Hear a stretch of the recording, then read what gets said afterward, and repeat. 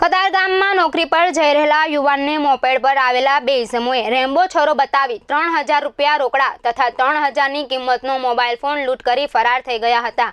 બનાવ સંદર્ભે યુવાને પોલીસ ફરિયાદ નોંધાવતા પોલીસે ગુનો નોંધી તપાસ હાથ ધરી છે। કતારગામની અલ્પાનગર સોસાયટીમાં રહેતા ચિરાગ કુમાર મુક્તિલાલ સોની નોકરી પર જઈ રહ્યા હતા। આ દરમિયાન કતારગામ રોજ જેમ્સ પાસે મોપેડ પર આવેલા બે ઇસમોએ તેઓને રોક્યા હતા અને રેમ્બો છરો બતાવી 3000ની રોકડ તેમજ 3000ની કિંમતનો મોબાઈલ ફોનની લૂંટ કરી ફરાર થઈ ગયા હતા। બનાવ બાદ યુવાને તાત્કાલિક પોલીસ મથકનો સંપર્ક સાધ્યો હતો અને બનાવ અંગે ફરિયાદ નોંધાવી હતી। તેઓની ફરિયાદના આધારે કતારગામ પોલીસે ગુનો નોંધી આરોપીઓનું પગેરું મેળવવાના ચક્રો ગતિમાન કર્યા છે। કેમેરામેન ભાવેશ ઉપાધ્યાય સાથે મયુર ઠક્કર, S24 ન્યૂઝ, સુરત।